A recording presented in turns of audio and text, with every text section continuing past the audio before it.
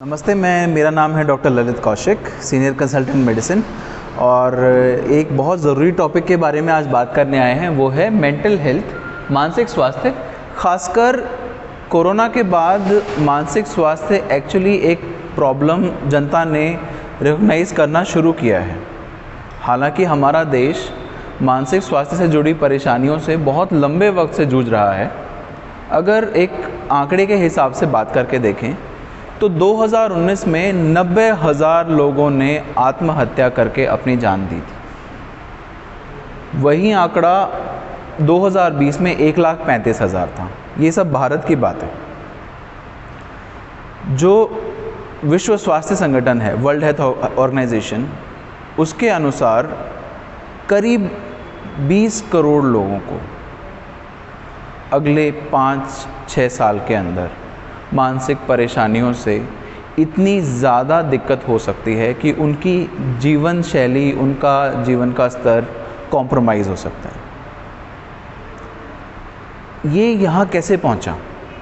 हमारा कल्चर, महान संत रविदास, आप सबको सुना होगा आपने, उन्होंने कहा था मन चंगा तो कटौती में गंगा। क्यों? उनका मानना था, या हमारे उस टाइम के कल्चर का मानना था, कि स्वास्थ्य उतना ही तन में है जितना मन में है।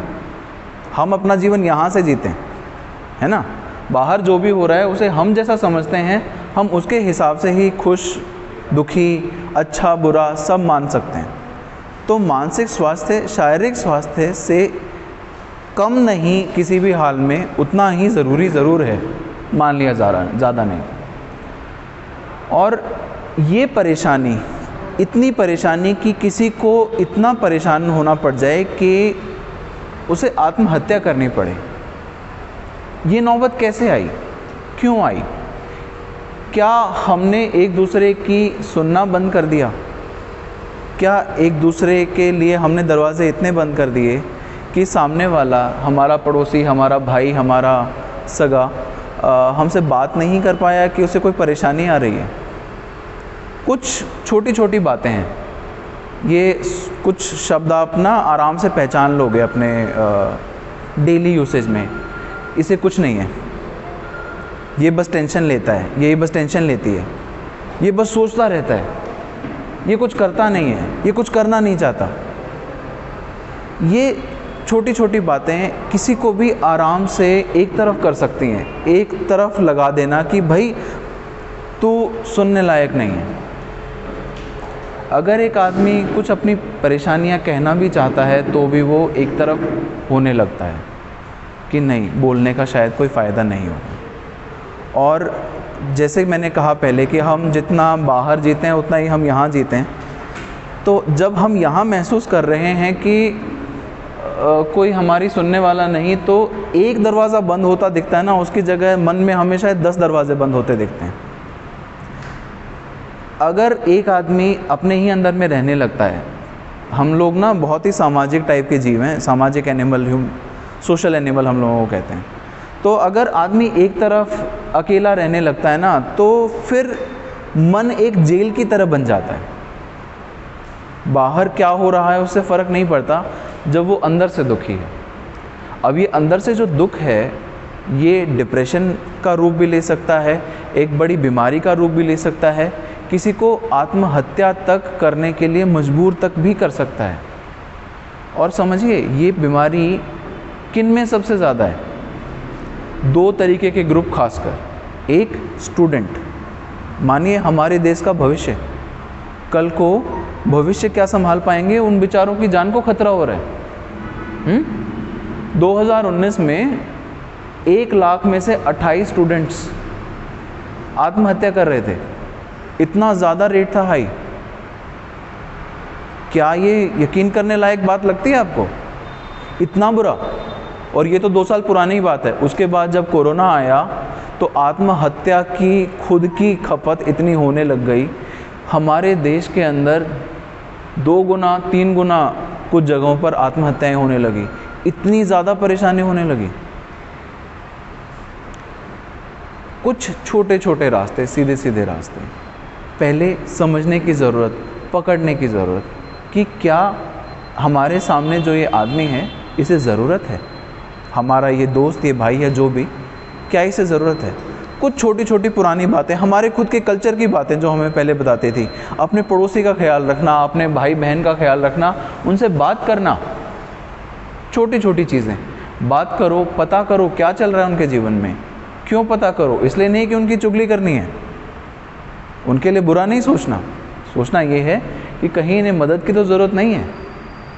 कुछ छोटी छोटी चीज़ें जिनके साथ इंसान को बहुत ज़्यादा ज़रूरत पड़ जाती है ऐसे सिचुएशंस में से बाहर निकालने की, वो हैं नौकरी जाना।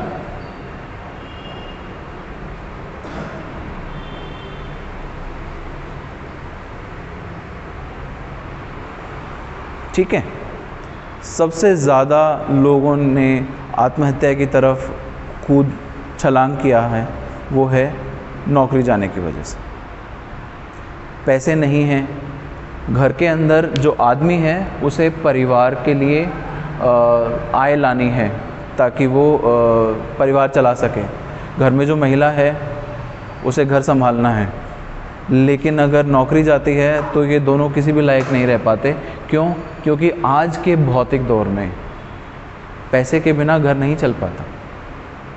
आज से अगर 40 साल पहले की बात करो, ज़्यादातर लोग पैसे के सहारे घर नहीं चलाते थे। खेत होते थे, ज़मीन में काम करते थे, उगाते थे, खाना खाते थे, चल रहा था काम। लेकिन बहुत सारे वेस्टर्नाइजेशन के चक्कर में और एकदम धड़ल्ले से हो रहे वेस्टर्नाइजेशन के चक्कर में हम जैसे अपने अपने कल्चर को खोते जा रहे हैं, वैसे वैसे हम इन बीमारियों के तरफ बढ़ते जा रहे हैं। डिप्रेशन, लोनलीनेस, ये दोनों चीज़ें कई बार इंटरचेंजेबली यूज़ करी जा रही हैं। अक्सर हालांकि लीगल टर्म्स में या डेफिनेशन के तौर पे इंटरचेंजेबल नहीं है, पर जो दूसरी सबसे बड़ी वजह है डिप्रेशन की भी और सुसाइड की भी, वो है अकेलापन।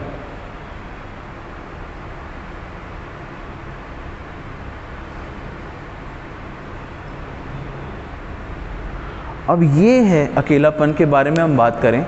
अकेलेपन में बहुत सारे लोग आते हैं, वो टीनेजर्स, खासकर 12 से 16 साल की उम्र के बच्चे जिनके अंदर शरीर में परिवर्तन आ रहे हैं, माँ बाप से उनकी दूरियां बढ़ती हैं, दोस्तों के साथ वो ज़्यादा बातें करते हैं, लेकिन कुछ लोग हैं जो दोस्तों से बात नहीं कर पाते। उन लोगों के लिए अकेलापन बहुत ज़्यादा बढ़ जाता है। सुसाइड के लिए वो बहुत हाई रिस्क हो सकते हैं। अच्छा, दूसरा, बूढ़े लोग, रिटायरमेंट हो गई है जी, अब जॉब पे नहीं जाना, बच्चे नौकरी पे हैं, सारी ज़िंदगी आपने नौकरी करने में लगा दी और बच्चों को बड़ा करने में लगा दिया। अब क्या करो? बच्चे तो नौकरी पे चले गए, आप घर पे रह गए, ना आपके पास अब नौकरी है, ना आपके पास काम है, और ना ही आपके पास बच्चे हैं जिनके लिए आपने अभी तक की सारी ज़िंदगी लगा दी है। तो दूसरा सबसे बड़ा ग्रुप है वो है पोस्ट रिटायरमेंट, रिटायरमेंट के बाद वाले लोग, जिन्हें अब अकेलापन बहुत ज़्यादा परेशान कर रहा है। देखिए, आज इंटरनेट है, आज के जो लोग हैं वो पूरा दिन मोबाइल पे निकाल सकते हैं, लेकिन उसका क्या, जैसे मोबाइल इस्तेमाल नहीं करना था, जैसे टच फ़ोन से फ़ोन कॉल करना भारी पड़ता है, वो भी बड़ी बात लगती है। उसके लिए कैसे होगा पूरा दिन निकालना? कोरोना का समय आया, कुछ लोगों की नौकरियां भी चली गई, घर के अंदर टेंशन बढ़ी, लेकिन क्या घर के उस बूढ़े आदमी का अकेलापन ख़त्म हुआ? सबका नहीं हुआ, ज़्यादातर का नहीं हुआ, है ना। एक खास ज़रूरी बात यहाँ पे, एक बूढ़े आदमी का अकेलापन दूसरा बूढ़ा आदमी ही पूरा कर सकता है। आपको कोशिश करनी चाहिए ऐसे में कि दूसरे बंदे का जो आपकी उम्र में है, खाली है, दिख रहा है, दुखी है, उससे बात करें। कोशिश करनी चाहिए कि अपने कॉलोनी में या कुछ ऐसे क्लब बनाने की कोशिश करें जिसमें कि सभी बूढ़े लोग, ऐसा नहीं है कि केवल एक ही तरह के, जात पात सब एक तरफ करके सब एक दूसरे से मिलें, फ़ोन पे ही बात करें, एक दूसरे का हालचाल बार बार पूछें। कहीं ना कहीं कोई ना कोई परेशानी जो दबी हुई है वो सामने निकल सकती है। ठीक है, कभी आपने देखा होगा कि आपके बच्चे का फ़ोन आया, मान लिया 2 महीने बाद, 4 महीने बाद, कितनी खुशी आ जाती है ना। अगर बच्चा दूर कहीं गया हो, सबके साथ में नहीं, कुछ लोग घर में भी रह रहे हैं, लेकिन ऐसा भी होता है। तो एक छोटी सी बात, एक थोड़ा सा पूछे जाना कितना वैल्यू कर सकता है किसी की लाइफ में, ये आपको बुढ़ापे में आकर पता चलता है। तो हम सबको इस बारे में सोच के चलना चाहिए, पहले सोच के चलना चाहिए, क्योंकि जब हम सोचेंगे और भी सोचेंगे, तभी एक कल्चर हम बना पाएंगे कि अपने अलावा भी औरों की केयर कर सकें, और केयर करेंगे तभी ऐसी खतरनाक बीमारियां जैसे डिप्रेशन, अकेलापन और सुसाइड का डर, इनसे हम अपने समाज को बाहर निकाल पाएंगे। ये जो फिगर है ये बहुत डरावने हैं। कहने को अभी 5 से 7 करोड़ के बीच भारतवर्ष में डिप्रेशन और घबराहट की शिकायत के मरीज़ हैं। 5 करोड़ बहुत ज़्यादा नंबर होता है, लेकिन वहीं दूसरी बात है कि यही नंबर बढ़ के 20 करोड़ होने का डर है। इमेजिन करिए, हमारे देश की 1/3 पॉपुलेशन जो बूढ़ी होती जा रही है, उसके अंदर ये रिस्क और ज़्यादा है। तो हमारा देश किस तरफ जा रहा है? वो भी किस बात पे कि हमने एक दूसरे का साथ नहीं दिया। इतनी कोई बड़ी बात नहीं है, बस थोड़ा सा बात करना है ना। क्या क्या चीज़ों पे ध्यान रखना है अगर किसी को डिप्रेशन का डर है? तो अगर कोई बार बार कहे मैं ठीक हूँ,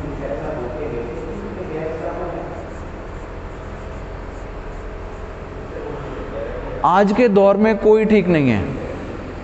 अगर किसी से पूछो बार बार मैं ठीक हूँ, कोई परेशानी तो हो सकती है। दूसरी चीज़, अगर कोई आदमी बात करना कम कर दे,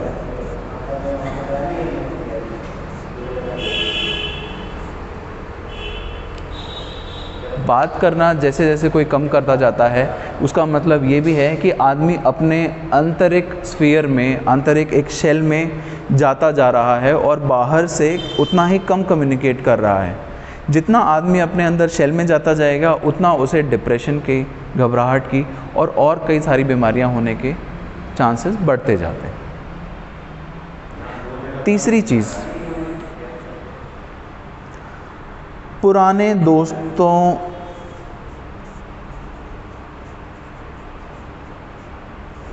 से मिलना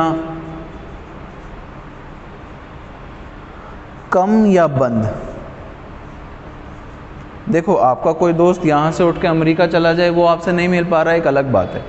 पर एक दोस्त है, पड़ोस में रहता है, लेकिन बात करने को तैयार नहीं है, मिलने को तैयार नहीं है, एक दिन बैठ के अपने दुख सुख शेयर करने को तैयार नहीं है, कोई परेशानी से गुजर रहा हो सकता है। जितनी आप सोचेंगे किसी और की, चांसेस हैं कि वो भी आपके लिए सोचेगा, चांसेस हैं कि आप इन बीमारियों से दूर रह पाएंगे। अच्छा, डिप्रेशन और घबराहट, इनको लोग बहुत आसानी से ये समझ के चलते हैं कि ये तो कमज़ोर है, ये तो मन से कमज़ोर है। ये मन से कमज़ोरी का कोई वास्ता नहीं है। दुनिया के सबसे ज़्यादा विवेकी लोग, सबसे ज़्यादा पावरफुल लोग भी डिप्रेशन के शिकार हुए हैं। अभी कुछ दिन पहले विराट कोहली जी ने भी कहा था कि 2014 में वो डिप्रेशन के दौर से गुजरे।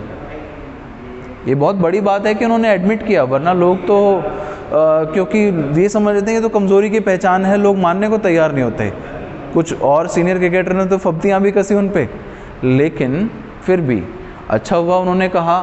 इसका एक बात फ़ायदा हुआ, कुछ लोगों को अवेयरनेस तो आई कि भाई देखो, आप अमीर हो, आप सक्सेसफुल हो, इसका मतलब ये नहीं है कि आप डिप्रेस नहीं हो सकते हो, क्योंकि आपका जीवन आधा मन में है, बाहर नहीं है ना। अगर हम बात करें पूरे संसार में वर्ल्ड हैप्पीनेस इंडेक्स, एक पहचान की, किसी देश के नागरिक कितने खुश रहते हैं, तो हमारा नंबर 139वां आया है। हमारे से ऊपर ऐसे गरीब देश और ऐसे बुरे हाल वाले देश हैं जिसके ऊपर सोच के आपको लगता है कि वहाँ पे भी लोग ज़्यादा खुश रह सकते हैं, हमारे यहाँ नहीं। ऐसा क्यों होता जा रहा है? ऐसा इसलिए होता जा रहा है कि रोटी, कपड़ा और मकान की लड़ाई में, इसकी दौड़ में हम एक दूसरे का साथ छोड़ते जा रहे हैं, हम अकेले पड़ते जा रहे हैं और हम अपनी परेशानियां किसी से बात करने को तैयार नहीं हैं, हम खुद की जेल में जाने लग गए। 139वां नंबर बहुत बुरा है। अगर आप सारे देशों को गिनो तो टोटल मिला के 200 नहीं है, और हमारा देश जो कहने को सुपर पावर होने की बात करता है 139वां नंबर। इसका मतलब ये भी है कि हमारे देश में लोग जनरली दुखी हैं। जनरली दुखी से डिप्रेशन और एंजाइटी कितनी दूर है? बहुत दूर नहीं। हम अगर वेट करेंगे कि आने वाले टाइम में हम सब बीमार पड़ जाएं, पूरे 130 करोड़, तो ऐसा भी हो सकता है। लेकिन अगर हम रुकेंगे, एक कदम लेंगे और एक दूसरे का साथ देने के बारे में सोचेंगे, साथ देने में ऐसा कुछ ज़्यादा नहीं है, बात ही करनी है। अगर परेशानी ज़्यादा है तो दवाइयाँ हैं, अगर परेशानी ज़्यादा है तो दवाइयाँ हैं, लेकिन बीमारी होने क्यों देनी है? पहले ध्यान क्यों नहीं लेना? अगर है फिर भी कंट्रोल में नहीं आता तो दवाइयाँ हैं। पर डिप्रेशन किसी भी हाल में कमज़ोरी की निशानी नहीं है, उसको दबा के रखने की ज़रूरत नहीं है। उसको बाहर आने दो, अपनी भावनाओं को शेयर करो, और अगर ज़रूरत है तो एक फुल्ली केपेबल, फंक्शनिंग और हैप्पी लाइफ के लिए दवाई भी अगर लेनी पड़े तो ले लो। अच्छा, डिप्रेशन की दवाई कोई नशे की दवाइयाँ नहीं होती कि उनसे आदत पड़ जाए। अगर आप सही में डिप्रेशन की दवाई भी किसी को देनी पड़ेगी ना, तो वो अगले दिन ये नहीं बता पाएगा कि आज तो मैं बहुत खुश हो गया, ऐसा कुछ नहीं बता पाएगा वो। डिप्रेशन की दवाइयों से धीरे धीरे मन के स्वभाव में फ़र्क पड़ता है, और ज़्यादातर लोगों की वो दवाई एक समय के बाद बंद हो जाती है, जब जो परेशानियां हैं वो दूर हो जाएं। कुछ लोग हैं जिनको एंडोजेनस डिप्रेशन की परेशानी होती है, मतलब एक आंतरिक तौर पर डिप्रेशन, किसी वजह से डिप्रेशन नहीं है, उनके अंदर दवाई थोड़ी सी लंबी चलानी पड़ सकती है, पर इवन देन उनकी क्वालिटी ऑफ लाइफ बेटर हो सकती है। ध्यान रखने की बात है कि कितनी भी परेशानी हो, ये सुसाइड की तरफ जाने के लायक बात नहीं है। हम सब बहुत कैपेबल हैं। भगवान ने जो हमें 2 हाथ और 2 पैर दिए, वो जानवरों की तरह 4 पैर वाला हाल नहीं है। हमारे पास सोचने के लिए दिमाग भी बहुत सारा है, हम कर सकते हैं, हम बहुत कुछ कर सकते हैं। और अगर खुशी आदि मन में ही है तो उसके बारे में आज से ही सोचना शुरू कर देना चाहिए।